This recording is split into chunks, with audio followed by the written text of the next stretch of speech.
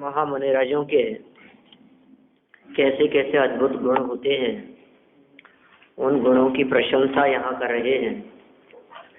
अद्भुत गुणों से युक्त मुनिराज हैं क्योंकि उनकी स्वतंत्रता, उनकी स्वाधीनता और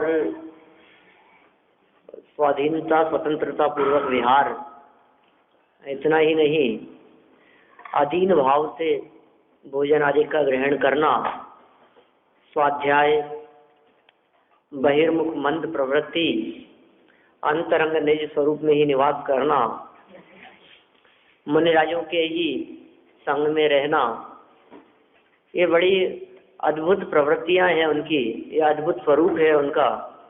इन गुणों की यहाँ चर्चा कर रहे थे कि निरंतर आत्म स्वरूप में ही निमग्न रहने वाले ये महामुनिराज यदि कदाचित बाहर भी आते हैं तो अपने उपयोग को शास्त्राभ्यास में ही लगाते हैं और अधिक अपने उपयोग को नहीं भ्रमाते।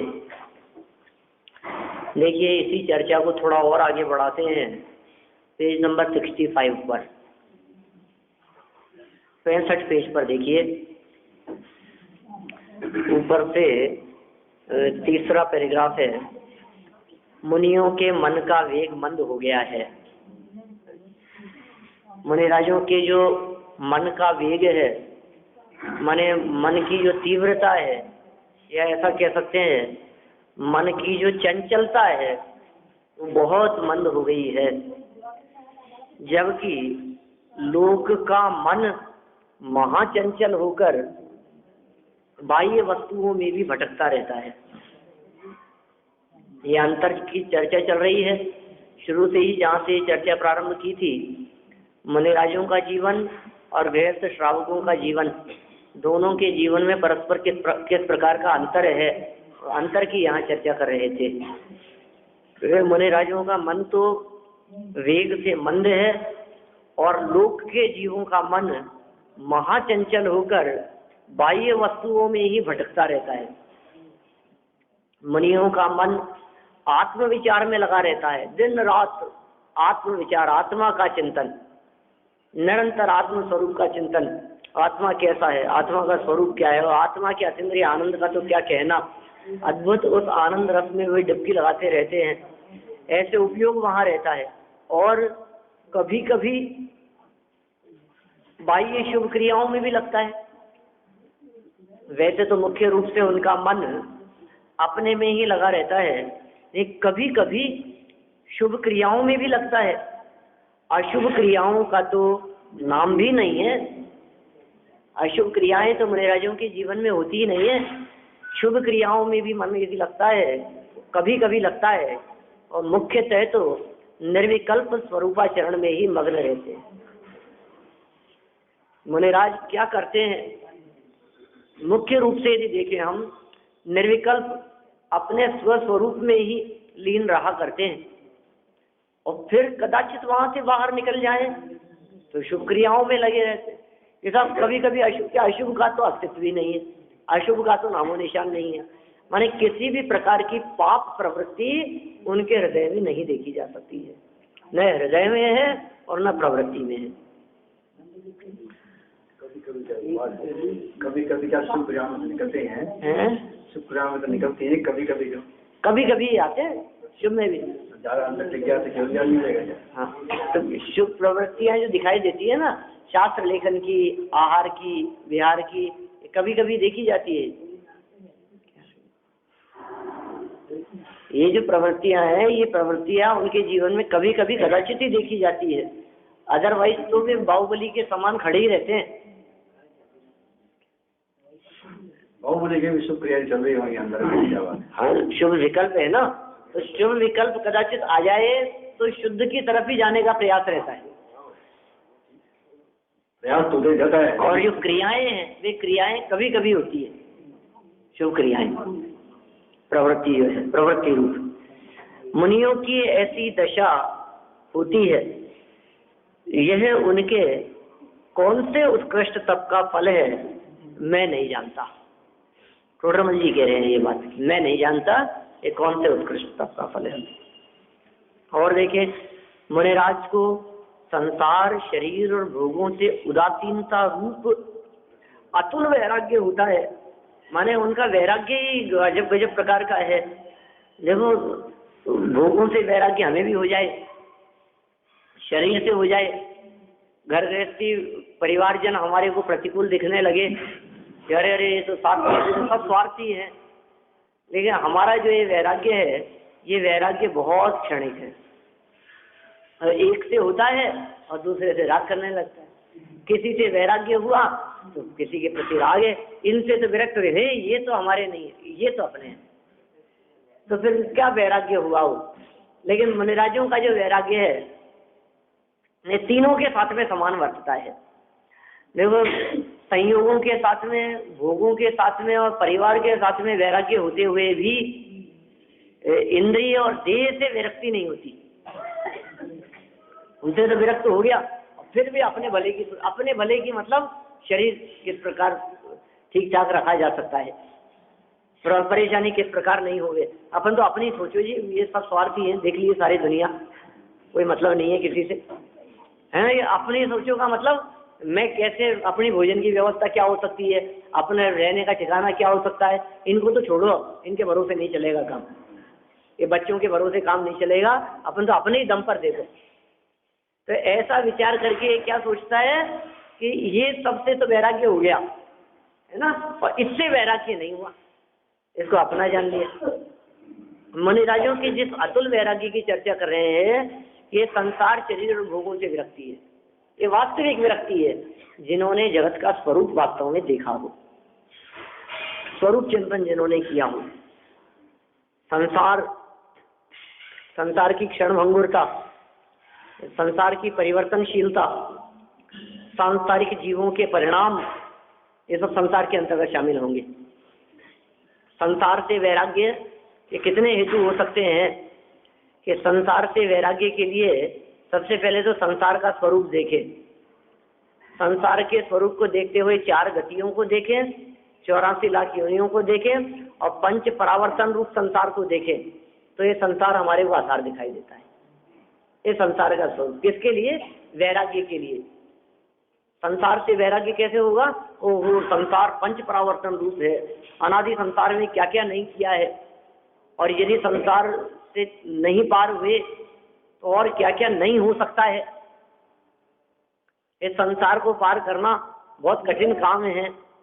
कोई मैसेज था मेरे पास, इस तरह का कुछ आया था भी कि वो कोई जो है, किसी ने ऐसा कहा, नाम लेना तो अच्छी बात नहीं है, ऐसा कहा कि संसार समुद्र को, संसार सागर को बाहुबल से पार करना है ना, वो बहुत मुश्किल क्या है, मतलब असंभव है।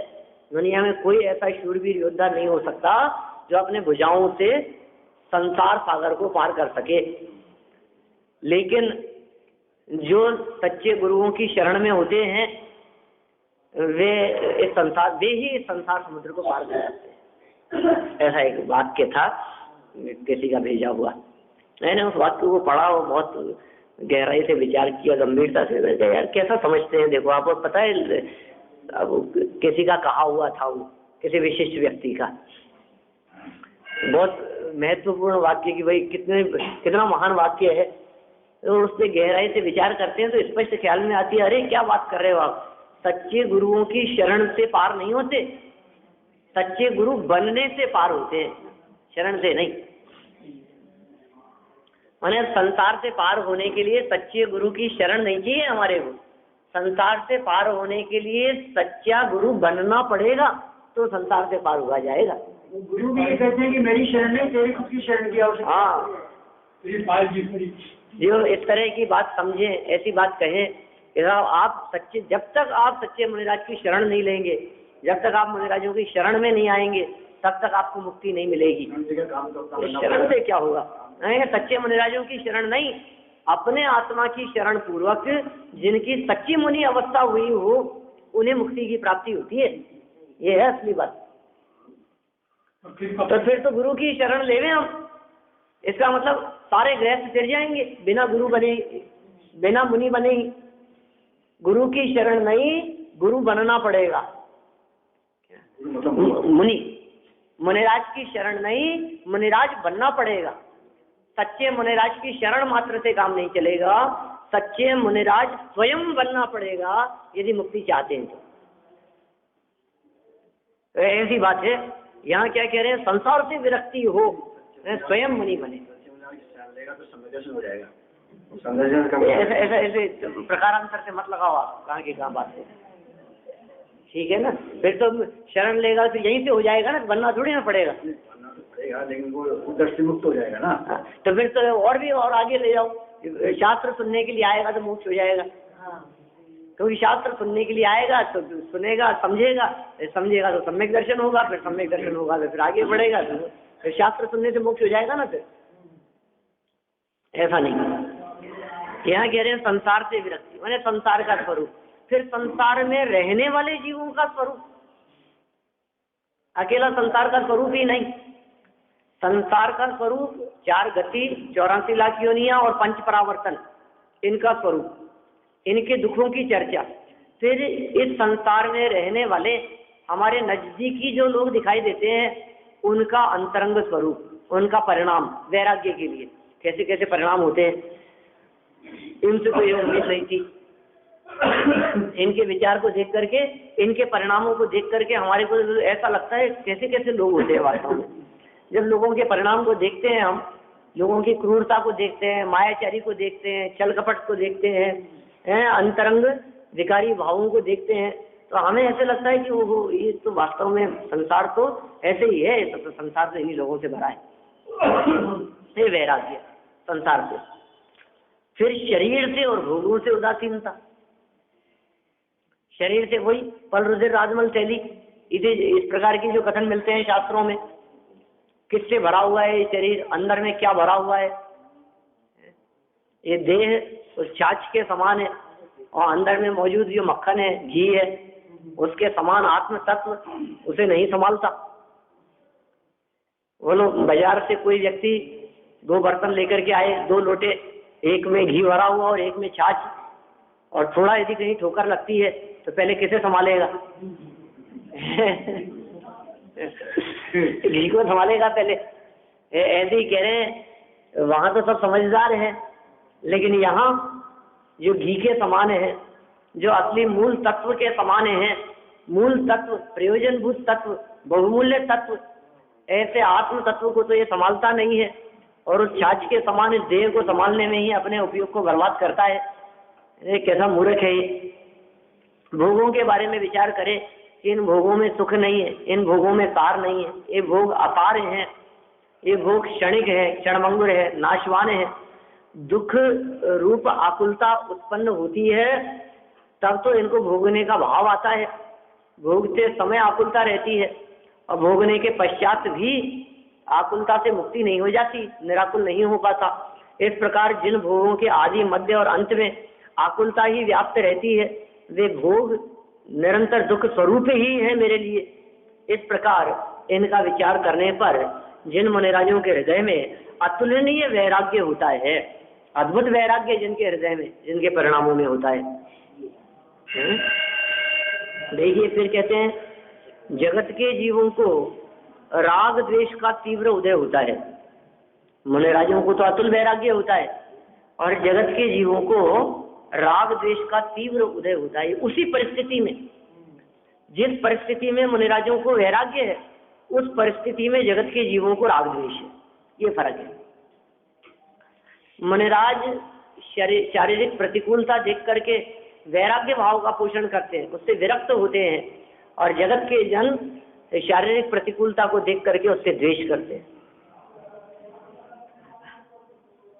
आवृत सम्यक दृष्टि जीव अनंतानुबंधी कषाय का अभाव होने से यद्यपि मिथ्या दृष्टियों के समान रागी नहीं है।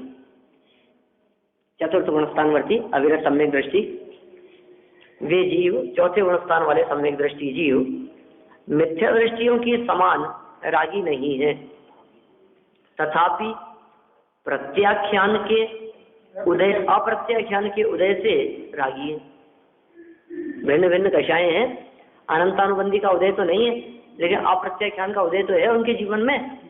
अनंतानुबंधी का अभाव होने से तत्संबंधी राग का अभाव हो गया, और अप्रत्याख्यान का सद्भाव होने से तत्संबंधी राग का सद्भाव बना हुआ है।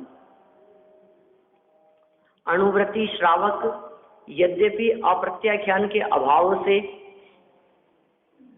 अविरत सम्यक दृष्टियों से अधिक वैराग्य युक्त है, तथापि प्रत्याख्यान के उदय से अल्परागी है। ये पंचम गुणस्थानवर्तियों की बात कर ली। अणुव्रती है श्रावक, उनकी कैसी दशा है? उन अणुव्रतियों की, उनके अनंतानुबंधी का उदय तो नहीं है और अप्रत्याख्यान भी नहीं है, इतना तो वैराग्य है, लेकिन प्रत्याख्यान आदि का उदय है तो इतना राग भी उनके मौजूद है। मुनियों को तो, और आगे बढ़ गए, मुनियों को तो प्रत्याख्यान का भी अभाव हो गया है। प्रत्याख्यान का भी माने अनंतानुबंधी और अप्रत्याख्यान का अभाव तो है ही, अनंतानुबंधी और अप्रत्याख्यान का अभाव तो है ही, प्रत्याख्यान का भी अभाव हो गया है, इसलिए उन्हें विषयानुराग तो सर्वथा मिट गया है। संज्वलन कषाय के उदय से कुछ धर्मानुराग शेष रहता है। देखो राग तो है, लेकिन राग राग में फर्क है ना? कैसा राग? मिथ्या दृष्टि और सम्यक दृष्टि दोनों का पर वस्तुओं के प्रति होने वाले राग की चर्चा आचार्यों ने उनकी पकड़ का उदाहरण देकर के बतलाई है। वो बिल्ली जिस मुंह से कबूतर को पकड़ती है, उसी मुंह से अपने बच्चे को भी पकड़ती है, या जिस मुख से अपने बच्चे को पकड़ती है, जिन दांतों के बीच में, उन्हीं दांतों के बीच में कबूतर को भी पकड़ती है, और दोनों को ही इस प्रकार पकड़ती है कि छूट नहीं जाए। क्या? लेकिन पकड़ पकड़ में फर्क है क्या? एक को पकड़ती है, वो ऐसे पकड़ती है कि दांत चुभ न जाए, दांत भी न चुभ जाए, मरना तो दूर की बात है, अपने बच्चे को पकड़ती है तो। और कबूतर को पकड़ती है तो ऐसे पकड़ती है कि पकड़ते ही उसके प्राणांत हो जाए। कितना फर्क है दोनों के पकड़ने में। और ऐसा ही एक और उदाहरण देते हैं, क्या? ज्ञानी और अज्ञानी के संदर्भ में पंचेंद्रिय विषयों को ज्ञानी भी भोगता हुआ दिखाई देवे और अज्ञानी भी भोगता है, लेकिन अज्ञानी जो पंचेंद्रिय विषयों को भोगता है वो उन्हें भोजन की तरह ग्रहण करता है, और ज्ञानी जो उन्हें भोगता है वे उन्हें औषधि की तरह ग्रहण करता है। क्या फर्क है? भोजन भी ग्रहण किया जाता है और दवाई भी ग्रहण की जाती है, और दोनों ही हाथ से लेते हैं और मुंह में रखते हैं क्या, और दोनों ही पेट में जाते हैं क्या, लेकिन भोजन को और चाहिए क्या, और मिलता रहे ऐसा स्वादिष्ट भोजन, ये भाव रहता है। और औषधि लेते समय भी अंतरंग परिणाम क्या रहता है? कब छूटे? ले तो रहा है, लेकिन लेते समय भी निरंतर उसके प्रति छोड़ने का परिणाम है। सम्यक दृष्टि ज्ञानी जीव भी विषय भोगों की तरफ आकर्षित तो होते हुए दिखाई देते हैं, लेकिन कब छूटेंगे, कब छोड़ देंगे, कब इनसे मुक्त हो जाएंगे। और अज्ञानी जीव की भी प्रवृत्तियां दिखाई देती है, वो अति आसक्त होकर के, माने अज्ञानी जीव की विषय प्रवृत्ति भोजन की प्रवृत्ति के समान, और ज्ञानियों की विषय प्रवृत्ति औषधि में प्रवृत्ति के समान हुआ करती है। ये तो हमने मिथ्या दृष्टि और सम्यक दृष्टि की बात कही है। अब सम्यक दृष्टि से और ऊपर पंचम गुण स्थानवर्ती की बात करें, और पंचम गुण स्थान से भी ऊपर चढ़कर जिनके अनंतानुबंधी अप्रत्याख्यान और प्रत्याख्यानावरण तीन तीन कषाय चौकड़ी का जिनके जीवन में अभाव हो गया हो, उनकी विषयों में प्रवृत्ति होती ही नहीं है। तो फिर राग भाव होता तो है, लेकिन विषयानुराग नहीं होता, धर्मानुराग होता है। और कैसा धर्मानुराग होता है कि जगत के जीव भी इस बात को समझें, ये धर्मानुराग है। जिस तत्व का अनुभव हमने किया है, जिस वस्तु स्वरूप का अनुभव हम करते हैं, जिस वस्तु स्वरूप का चिंतन हम करते हैं, जिस वस्तु स्वरूप को समझकर हमें स्वाधीन सुख की प्राप्ति हुई है, उसी वस्तु स्वरूप को ये जगत के जीव भी सुने, समझें और स्वीकार करें। ये क्यों नहीं करते हैं? इनको देख करके हमारे को करुणा आती है। जो मिठाई का स्वाद हमने लिया वो ये लोग भी लेंगे। ये क्यों नहीं खाते हैं इस मिठाई को?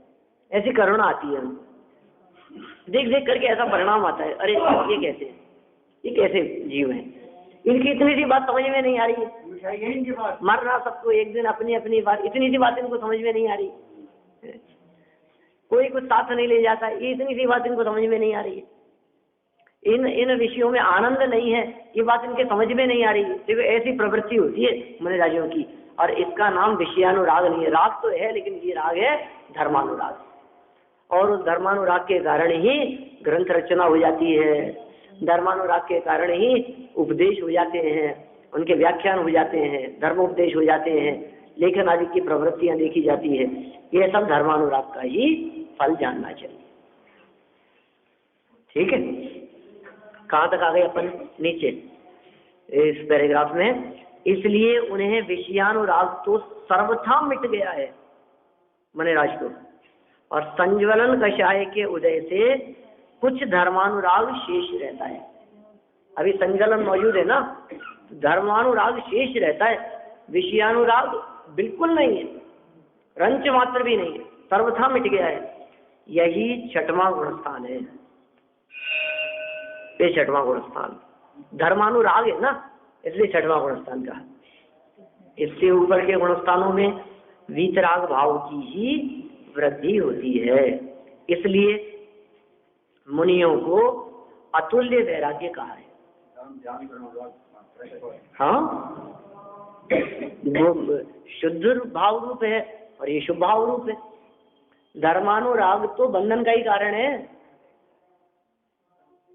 धर्मानुराग हो चाहे विषयानुराग हो, मंद राग हो चाहे तीव्र राग हो, अशुभ राग हो चाहे शुभ राग हो, ये राग आग दहे सदा, ये राग तो बंधन का ही कारण है। हाँ, इतना है कि विषयानुराग घोर पाप बंध का कारण है, तो धर्मानुराग पाप बंध का कारण नहीं है, पुण्य बंध का कारण है, बंध का कारण।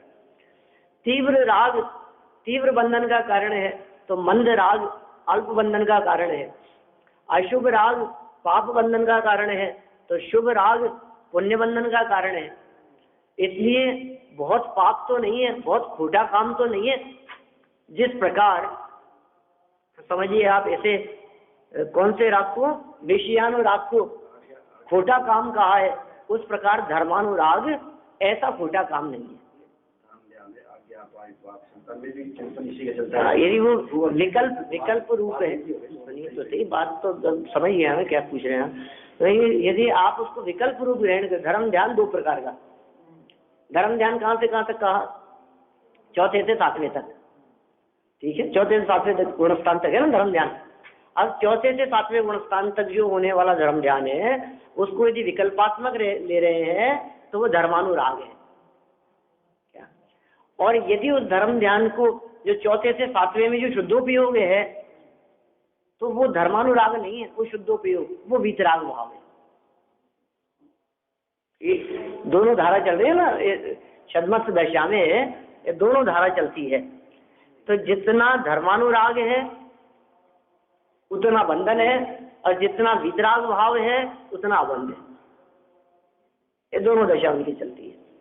जितना शुद्धोपयोग है उतना वीतराग भाव है, और जितना विकल्प, ये राग नहीं ख्याल में आ रहा है इसमें आपके, स्पष्ट है, वो वीतराग भाव है। ये किसने कहा? वो दो रूप लिया जा सकता है ना, वही तो कह रहा हूं मैं। आप धर्म ध्यान को विकल्प रूप लेवें तो राग है, और वो धर्म ध्यान निर्विकल्प अनुभूति रूप लेवें तो वीतराग। क्यों? चौथे में निर्विकल्प नहीं होता, निर्विकल्प आत्मानुभूति है नहीं चौथे गुणस्थान में, चौथे में भी है, पांचवें में भी है, चौथे से सातवें तक निर्विकल्प आत्मानुभूति भी है। तो जिस काल में निर्विकल्प आत्मानुभूति है उस काल में वीतराग भाव है, और जिस काल में निर्विकल्प आत्मानुभूति नहीं है, विकल्प है, उस काल में उनको बंधन है, राग है, धर्मानुराग है। हाँ, देखिए क्या कह रहे हैं, यही छठवां गुणस्थान है, विकल्प रूप। इससे ऊपर के गुणस्थानों में वीतराग भाव की ही वृद्धि होती है, इसलिए मुनियों को अतुल वैराग्य कहा है। उनका धर्मानुराग भी वीतराग भाव का ही कारण है। धर्मानुराग भी वीतराग भाव का ही कारण है। आगे देखिए, मुनियों को 6वें गुणस्थान में शास्त्र का चिंतन होता है। शुभ भाव रूप है ना, शास्त्र का चिंतन होता है। ऊपर के गुणस्थानों में आत्म ध्यान ही है। क्या ऊपर के गुणस्थानों में क्या है? आत्म ध्यान ही है। मुनियों जैसा शास्त्र ज्ञान औरों को नहीं होता। समझ लेना, जैसा शास्त्र ज्ञान मुनिराजों को होता है वैसा शास्त्र ज्ञान औरों को नहीं होता। अज्ञानी जीव तो विकथाओं में ही आसक्त रहते हैं। 4 प्रकार की विकथाएं हैं। कौन कौन सी? त्रिकथा, राजकथा, भोजन कथा और चोरी कथा। ठीक है ना। चोरी कथाओं के अंदर सब चोरी, मायाचारी, छलकपट, ये सारी चर्चाएं चोरी की कथाओं में आएगी। राजकथाओं में सारी राजनीतिक चर्चाएं आ जाएगी। ठीक है ना। कहाँ किसका शासन चल रहा है, राजाओं की चर्चा, उनके शासनकाल की चर्चा, मंत्रियों की चर्चा, चुनाव की चर्चा, है ना, सत्ता पार्टी, ये जो चर्चाएं हैं ये सब राजकथा। और सुबह उठने के बाद में नाश्ता है, और फिर नाश्ते के बाद में फिर समझ लो आप मंदिर, फिर जाने के बाद में फिर खाना, और सुबह का खाना निपटता नहीं है कि फिर उसके बाद में फल फ्रूट है, फिर चाय का टाइम। ठीक है ना। और वो उससे फ्री हुए नहीं, फिर शाम का भोजन है, और बाजार का नहीं तो घर के बने हुए, और बनाना और कैसे बनता है उनमें लगे रहना, ये सब भोजन कथा। ठीक है। और पंचेंद्रिय विषय भोगों संबंधी जो कथाएं हैं राग बढ़ाने वाली, वे सब स्त्री कथा। ये सब चर्चा रूप भी और विकल्प रूप भी। तो इन 4 प्रकार की विकथाओं में ही आसक्त रहते हैं। कौन? हम थोड़ी ना, अज्ञानी। हम लोग भी रहते हैं क्या? यही चर्चा रहती है क्या अपने भी? न्यूज़पेपर, न्यूज़ चैनल, अखबार, आधा 1 घंटा तो अखबार में ही चला जाता है। क्या बारीकी से पढ़ते हैं। कई लोग तो ऐसे कि बिल्कुल कुछ नहीं छोड़ते, बिल्कुल पूरे पैसे वसूल कर लेते हैं। तो वो क्या है, सब राजकथा के अंतर्गत है। कहाँ क्या हो रहा है, यहाँ तक कि आप समझिए, आप ये जो खेलों की चर्चाएं हैं, कहाँ कौन से मैच हो रहे हैं, ये भी सब राजकथा के अंतर्गत ही आएगी। कौन से देश की टीम, क्योंकि देश और राष्ट्र से संबंधित है ना वो सब बातें। महाराज जी जो योग लेते हैं तो सब कथाएं आ जाती है। हाँ, आ जाती है, बिल्कुल बिल्कुल आती है ना। इसलिए उनके प्रमाद का सद्भाव कहा है ना भूमिका अनुसार। 6वें गुणस्थान वर्ती मुनिराज प्रमत्त संयत मुनिराज है। और प्रमत्त का नाम है प्रमाद, और प्रमाद के है 15 वेद। आसक्त नहीं है, वैसी बात है। दोष है, किंचित दूषण जरूर है। राजकथा संबंधी भी दोष तो लगता है उनके, स्त्री कथा, भोजन कथा संबंधी भी उनके दोष। चरणानुयोग के ग्रंथ लिखते समय उनको आहार भोजन कथा संबंधी दोष तो लगता है। तो चोर की चर्चा तो आएगी। देखिए आप, ये क्या बात कही है इन्होंने। अज्ञानी जीव तो, अज्ञानी पापी संसारी गृहस्थ विकथाओं में क्या रहते हैं? विकथाओं में विकथाएं करते रहते हैं कि नहीं आसक्त रहते हैं। विकथा में उपयोग लग जाना, कदाचित उपयोग में विकथाएं आ जाना अलग बात है, और उपयोग को विकथाओं में लगाना वो अलग बात है। उपयोग में विकथाएं आ गई और विकथाओं में उपयोग लगाया, बहुत फर्क हो गया। उपयोग में विकथा आ गई, ये ज्ञानियों की भी हो जाती है, और उपयोग विकथा में लगाते हैं, ये अज्ञानियों का परिणाम है। तो आत्मा में अनुबंधी का काम अनुबंधी का काम है। कितना फर्क है दोनों बातों में। एक आसक्त है, वही आसक्ति और अनासक्ति भाव। भोजन की चर्चा की, भोजन और औषधि की जैसे अपन ने बात की, भोजन को ग्रहण करते समय आसक्ति भाव है और दवाई को ग्रहण करते समय अनासक्ति भाव है। ग्रहण दोनों को कर रहे हैं। उन्हें शास्त्र का अनुराग नहीं होता, किन्हें? अज्ञानी जीवों को। विषयानुराग है उनके, वे कथाओं में उलझे हैं। वे अविरत सम्यक दृष्टि और अणुव्रति श्रावक यद्यपि जिन सूत्र के अभ्यासी हैं, कौन? अविरत सम्यक दृष्टि भी और अणुव्रति श्रावक भी, तथापि परिग्रह के योग से वे अल्प श्रुतवान ही हैं, बहुत श्रुतवान नहीं। किसके योग से? परिग्रह के योग से। शास्त्राभ्यास भी करते हैं तो भी कोई ज्ञानी नहीं कहेंगे हम उनको, बहुत श्रुतवान नहीं कहेंगे उनको। बहुत शास्त्रों का जैसा अभ्यास मुनि जीवन में होता है वैसा शास्त्राभ्यास गृहस्थ जीवन में नहीं। अरे मुनिराजों का तो पूरा ही जीवन शास्त्रमय है, शास्त्राभ्यासमय है। श्रावकों के चौथे और पांचवें गुणस्थान वाला कितना शास्त्र स्वाध्याय करेगा? और काम भी तो है। और मुनिराज तो 24 घंटे ही शास्त्र स्वाध्याय करते, दिन रात आत्मा का चिंतन, दूसरा काम क्या है? अरे ग्रंथ लेकर के पढ़ने का नाम शास्त्राभ्यास नहीं है। ग्रंथ सामने लेकर के पढ़ने को तो सब शास्त्राभ्यास कहते हैं, लेकिन ग्रंथ बिना लिए भी शास्त्राभ्यास चलता है। यहाँ से उठ करके जाते समय हमारे दिमाग में यदि ज्ञानी और अज्ञानी की कबूतर चूहा बिल्ली की बात दिमाग में रहे, भोजन और औषधि संबंधी विचार हमारे दिमाग में चलता रहे, तो शास्त्राभ्यास चल रहा है या नहीं? स्कूटर चलाते समय भी, पैदल चलते समय भी, सड़क पर इधर से उधर घूमते समय भी हमारे शास्त्राभ्यास हो सकता है। तो मुनिराजों के ऐसा शास्त्राभ्यास जो कि चिंतन रूप है, वो शास्त्राभ्यास निरंतर चलता रहता है। सम्यक दृष्टि और अणुव्रति को बहुश्रुत अभ्यासी नहीं कहते, क्योंकि उनके परिग्रह का योग है। बहुश्रुतवान मुनिराज ही शास्त्र के पारगामी होते हैं। के समय भी शास्त्राभ्यास होते हैं। हाँ होता है ना। शास्त्राभ्यास न हुए तो ईरिया समिति से चले कैसे? माने नीचे 4 हाथ जमीन देख करके चलना, उसका नाम है ईरिया समिति। 4 हाथ जमीन देखकर चलने को ईरिया समिति कहते हैं।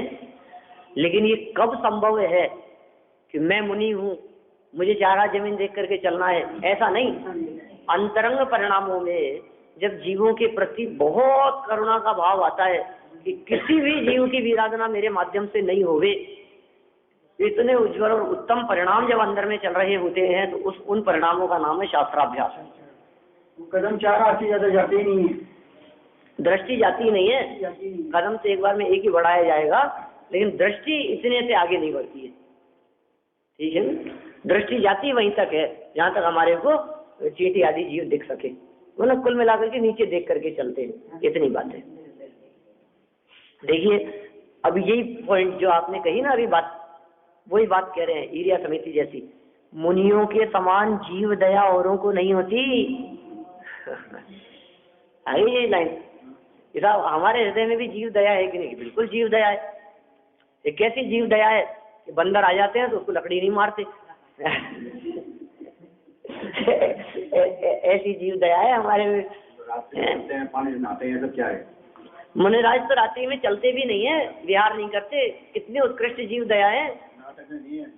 इतनी उत्कृष्ट जीव दया मुनिराज के जीवन में है कि धूप में से यदि वे छाया में भी जाते हैं तो पीछे से अपने शरीर को पोंछ करके छाया में जाते हैं। बोलो आप, ये धूप से छाया में जाना, ये भी कितनी उत्कृष्ट जीव दया है। क्यों करते हैं साहब? ये क्या नाटक है? छाया में से उठ करके धूप में से उठ करके छाया में गए तो बार बार में कहीं विहार करते हुए आ रहे हैं, कहीं आकर के बैठ रहे हैं, पीछे से साफ करके बैठ रहे हैं। कुछ नहीं है, धूल मिट्टी साफ करके बैठते होंगे।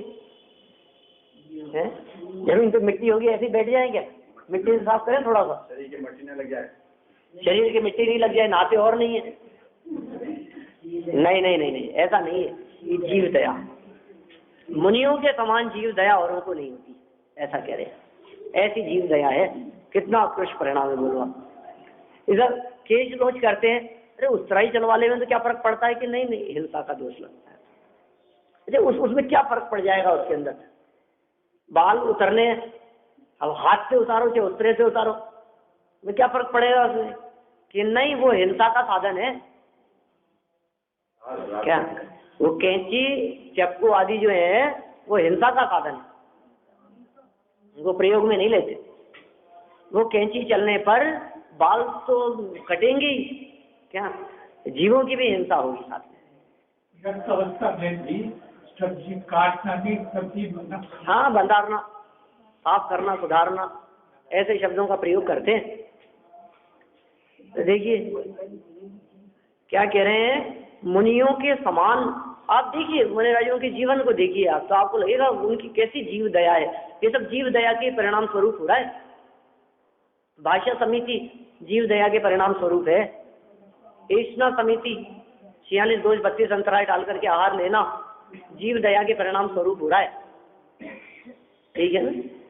निर्जंतु आदान निक्षेपण प्रतिष्ठापन, ये सब समितियां, महाव्रत, उनका चलना, उनका बोलना, उनका उठना बैठना, उनका खाना पीना, उनका व्यवहार, उनका विहार आहार, सब कुछ जीव दया के परिणाम स्वरूप, माने उनका जीवन ही दया स्वरूप दिखाई देता है। ऐसी उत्कृष्ट दया औरों को नहीं होती। और तो और देखो आप जिस दया की यहाँ बात कर रहे हैं, ये जीव दया, ये पर जीवों की दया तो है ही, स्वदया भी है। जगत के जीवों की वीराधना तो हुए ही नहीं, जगत के जीवों के परिणामों के आधार पे भी कष्ट न हुए, परिणामों से भी किसी व्यक्ति को दुख न हुए, ऐसी दया तो है ही। अंतरंग अपने आत्म परिणामों का भी घात न हुए, ऐसी उत्कृष्ट जीव दया उनके जीवन में होती है। अज्ञानी जीव तो सदा निर्दयी ही है। बोलो, ज्ञानियों की बात कह दी, अज्ञानियों की बात कह दी। ज्ञानियों के तो उत्कृष्ट जीव दया मुनिराजों के, और अज्ञानी जीव तो सदा निर्दयी है। अविरत सम्यक दृष्टि भावों की अपेक्षा तो दया रूपी है, तथापि बहु आरंभ परिग्रह के योग से दया नहीं पलती। अणुव्रति को अल्प आरंभ और अल्प परिग्रह के योग से अल्प हिंसा है। उन्हें त्रस्त जीवों की हिंसा तो सर्वथा नहीं है, स्थावर जीवों की हिंसा है, इसलिए उन्हें सर्वथा अहिंसा नहीं कहा है। सर्वथा अहिंसा तो मुनिराज को ही होती है, वे महादयावान है। इस प्रकार मुनिराजों के ये उत्कृष्ट दया नाम का गुण देखा जाता है, जिसमें स्वदया और परदया, ये दोनों ही प्रकार की दया उनके जीवन में होती है। इस प्रकार मुनिराजों के यहाँ गुणों की चर्चा चल रही है, जिसमें थोड़े बहुत गुणों की अपन ने बात की है, शेष और गुण कहे हैं अनेक, अपन कल उनकी आगे चर्चा करें।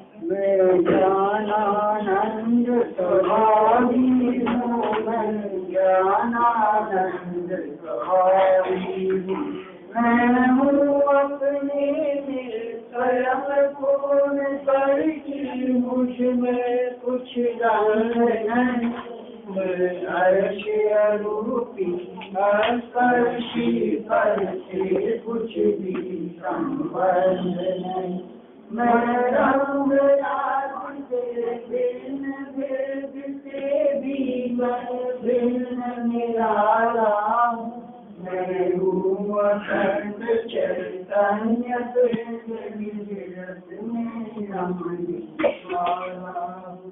मैं ही मेरा दरका मुझ में पर का कुछ काम नहीं। मैं मुझ में रहने वाला हूँ, पर मेरा विश्राम नहीं। मैं शुद्ध बुद्ध अभिबुद्ध पर अप्रभावी आत्मानुभूति प्राप्त तत्व ज्ञानानंद स्वभावी। मैं ज्ञानानंद स्वभावी, ज्ञानानंद स्वभावी। सब विनाश विष्णु ज्ञान के प्रकाश रे पावा परिभाष विष्णु भानुषि पथारी समुद्र विधान विष्णु भद्र विमान विष्णु सपर विशान विष्णु परम सहाय पंचताय विष्णु जीव विशताय विष्णु बाहु भव्य उदयवाणी रामातार विष्णुमार जीवतार शुक्र विस्तार विष्णु जिनवाणी की स्तुति अद्भुत परमान अनारायण की करे देवा का मंत्रान जिनवाणी भारती जोड़ जपो जो तेरा शरणागति सो आवे सुचे वाणी के ज्ञान से सूझे लोकालो तो वाणी वसनम